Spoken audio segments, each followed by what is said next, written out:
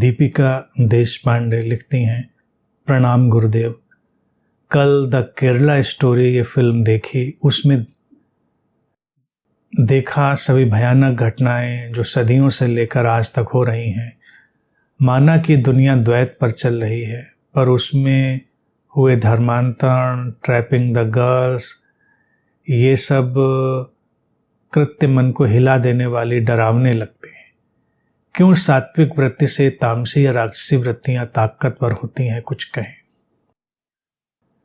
दीपिका जी, मैंने फिल्म नहीं देखी है, सुनते हैं अच्छी है, और ये सच्चाई है समाज की। ऐसा नहीं होता कि राक्षसी वृत्तियां बहुत ताकतवर होती हैं, वो विद्यमान होती हैं, द्वैत है, ये ध्यान में रखिए। सात्विकता भी विद्यमान होती है और विध्वंसात्मक चीजें भी विद्यमान होती हैं। अब जैसे जैसे लोग होश से भरेंगे, वैसे वैसे ही ये सब बुराइयां कुरीतियां दूर होंगी। धर्मांतरण क्या रुकेगा? कभी नहीं रुकेगा। जब तक धर्म रहेंगे, धर्मांतरण रहेंगे, क्योंकि धर्म नहीं है। वो जैसे कुछ सेनाएं हैं अलग अलग तरह की, वो युद्धरत है। जब तक मनुष्यता को हम इतना विकसित नहीं कर लेंगे कि लोगों को धर्मों की आवश्यकता ही न रह जाए, उनको इन धार्मिक किताबों की आवश्यकता ही न रह जाए, उनको इन प्रॉफिट्स, इन पैगंबरों, इन भगवानों की आवश्यकता ही न रह जाए, तब तक ये सब चलेगा। धर्मांतरण करने की जो मनोवृत्ति है, करने की और करवाने की, इसको अगर हम देखें, ये सब विक्षिप्तता पर खड़ी हुई चीजें। जो व्यक्ति कुछ मान कर चल रहा है, वो अपनी मान्यता को कभी भी रिप्लेस कर सकता है, वो रिप्लेस करेगा। अब इसीलिए सब युद्ध चल रहा है, कन्विंस करना, लोगों को ब्रेन वॉश करना, उनको मैनिपुलेट करना, इसलिए क्योंकि मान्यताएं तो शतरंज पे बिछे हुए मोहरों की तरह हैं। मोहरे तो चले जाएंगे, मान्यताएं इधर से उठाकर उधर रखी जाएंगी। कन्वर्जन केवल धार्मिक नहीं होते हैं। कन्वर्जन, कोई व्यक्ति था, कोई लेफ्टिस्ट हो गया, कम्युनिस्ट हो गया, कोई राइटिस्ट हो गया, कोई और विचारधारा में चला गया। फिर उसके अलावा अनेक छोटे छोटे कल्ट्स हैं, संप्रदाय हैं, कोई किसी में चला गया, कोई किसी में चला गया। जिसको जो लगा उसकी मान्यता में फिट होने जैसा उधर चला गया। लेकिन कितने लोग हैं जो समझ के साथ चलना चाहते हैं, होश के साथ चलना चाहते हैं। जब भी कोई व्यक्ति समझ से भरता है, पहला काम यही करता है कि वो सारे धर्म ग्रंथों को आग लगा देता है। क्या कुरान, पुराण, गीता, बाइबल, हमको किसी चीज की जरूरत नहीं। किसी पैगंबर, प्रॉफिट की हमें जरूरत है? हमें काहे को जरूरत है? आए, काम किया, निकल गए, खत्म बात। लेकिन जब हमको मिलिटेंसी बनानी होगी, हमको एक हिंसा, आतंक पर खड़ी हुई व्यवस्थाएं बनानी होंगी, तब संगठित धर्म बनेंगे। और जब बनेंगे तो ये सब चलेगा। हम अपने परिवार में अपने बच्चों को क्या शिक्षा देते हैं? भारत में जो सनातन धर्म की लोग बात करते हैं, क्या वो सचमुच में सनातन धर्म की बात करते हैं? ये विडंबना की बात है। अगर भारत में सनातन को प्रतिष्ठा देनी है, जो कोई धर्म नहीं है, धर्म हम उसको केवल कह देते हैं, क्योंकि सनातन की कोई किताब नहीं है, कोई प्रॉफिट नहीं है, कोई पैगंबर नहीं। धर्म के लिए तो किताब चाहिए, एक उनका नेता चाहिए। ऐसी बेवकूफियों में भारत कभी पड़ा नहीं। क्या योग वशिष्ठ जैसी चीजों का ज्ञान है? क्या अष्टावक्र जैसी चीजों का ज्ञान है? भारत में तो इतनी महान देशनाएं हैं। हाँ, ले दे के छोटी मोटी भगवत गीता की बात लोग जानते हैं, लेकिन कितने लोगों ने उसको पढ़ा होता है? और पढ़ भी लें तो उसमें समझ के आया होता है? परिवारों में जो चल रहा होता है वो अंधविश्वास और मान्यताएं, अंधविश्वास और मान्यताएं वो चल रही होती। कोई किसी बाबा को मान रहा है, बाबा जी सारा कृपा करेंगे, कल्याण करेंगे।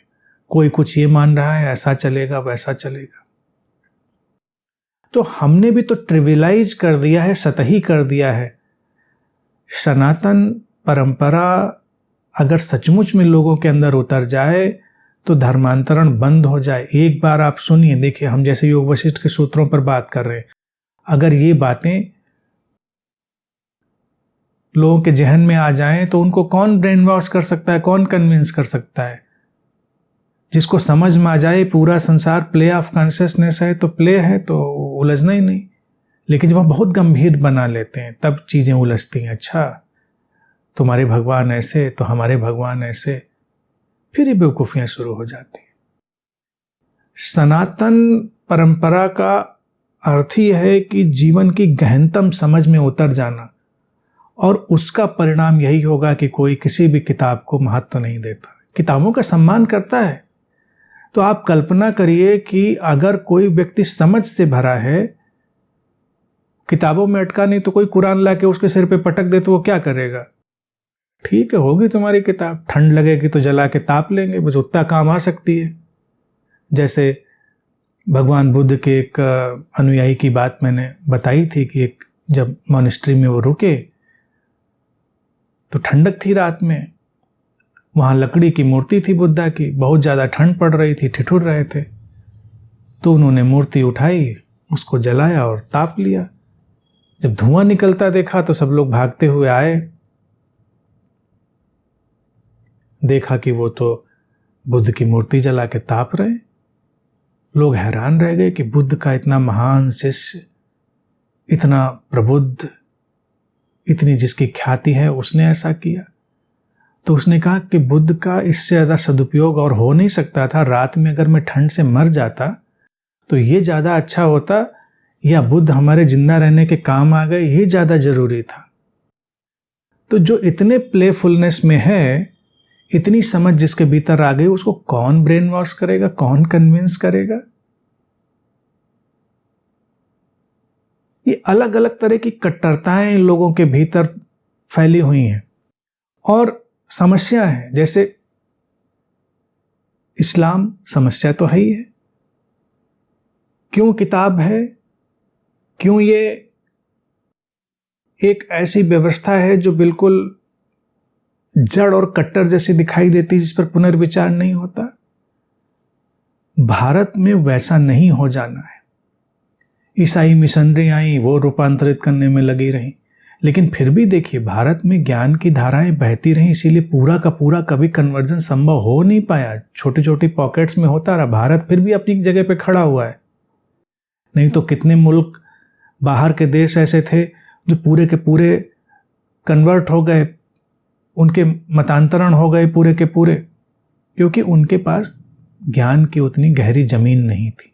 भारत के पास जमीन है, और ये सब देखा जाए वस्तुतः एक वायलेंस है।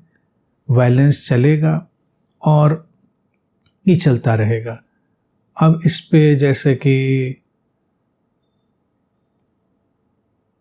कमल कौर ने लिखा कि Kerala story film makers have admitted that the story is based on only 3 girls and not 36,000. It was found out that the grossly exaggerated the numbers. In my opinion, religious conversion of women had more to do with the patriarchy than religion. The woman is always expected to practice her husband's religion and traditions. I have seen women being forced to take their husband's traditions.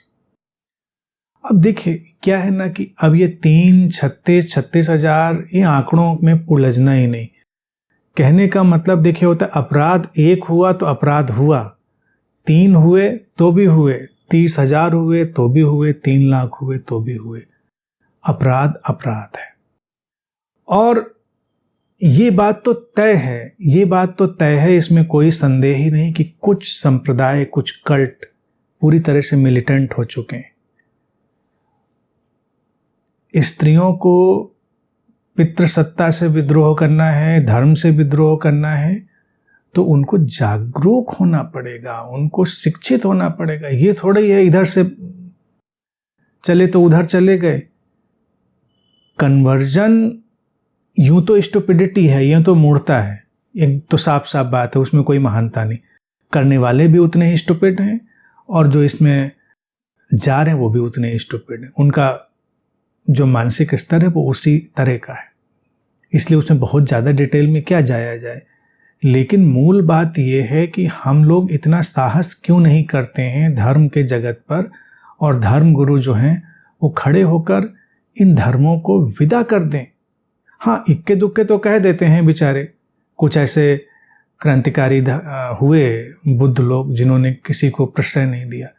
मैं कहता हूँ कि एक दिन हम ये सब इस्लाम, Christianity, Hinduism, Sikhism, इन सबको हम तिलांजलि दे दें, इनको नमस्कार कर दें और हम एक अवेकनिंग, एक जागृति वाला, एक प्रेम वाली धारा विकसित करें। ये नास्तिकवाद नहीं होगा कि हम नास्तिक हो गए। नास्तिकता अलग चीज होती है, वो एक अलग किस्म की जड़ता है। हम धार्मिक हो जाएंगे, संवेदनशील हो जाएंगे और हमें किसी किताब, किसी धर्म के पैगंबर, ईश्वर, उसकी जरूरत नहीं होगी। इस व्यवस्था को अगर ज़्यादा से ज़्यादा लोग अप्लाई करने लगें, ज़्यादा से ज़्यादा लोग अपने जीवन में उतारने लगें और ज़्यादा से ज़्यादा लोग सनातन ज्ञान में उतरे। सनातन वो नहीं जो किसी किताब में बंद है, सनातन वो जो है, प्रेम है, सनातन है। कौन उसको इनकार करेगा कि प्रेम महत्वपूर्ण नहीं है? शांति है, सनातन है। प्रसन्नता है, सनातन है। समस्वरता है, सनातन है। तो ये जाना, अगर धर्म की तरह से हमको देखना है तो हम इन अध्यात्म के 4 स्तंभों को क्यों नहीं देख सकते? ये कहीं पर हैं तो धर्म है। वेशभूषाओं की कट्टरता नहीं होनी चाहिए। ये धार्मिक जगत में वेशभूषाओं की कट्टरता की कितनी बड़ी मूर्खता चल पड़ी है, जड़ता चल पड़ी है, इसको खत्म होना चाहिए। तो जो जागृत लोग हैं धीरे धीरे इस पर काम करें तो सब बंद हो जाएगा। आंकड़े ऐसे हैं, वैसे हैं, इसमें क्या उलझना, लेकिन चीज़ें हैं तो चीज़ें चल तो रही हैं और ये चलती रहेंगी। मैं ये नहीं कहूँगा कि इनमें कोई बड़ी आशावादी सोच रखें और सुधर जाएगा, कुछ सुधरेगा नहीं, क्योंकि लोग नासमझी से उभरने के लिए तैयार नहीं है। जब तक धर्म रहेंगे धर्मांतरण रहेगा। वो दिन जब हम सारे धर्मों को विदा कर पाएंगे तभी ये रुकेगा, और वो हम तभी कर पाएंगे जब ज़्यादा से ज़्यादा लोग जागृत होंगे, ज़्यादा से ज़्यादा लोग बोध से भरेंगे, समझ से भरेंगे, धार्मिक होंगे बिना किसी बैसाखी के। उस दिन ये संभव होगा। अन्यथा ये द्वैत का जो ढंग है चलता रहेगा। अच्छा है या बुरा है वो अलग मसला है, लेकिन रोकना है तो हमको ये सब करना पड़ेगा।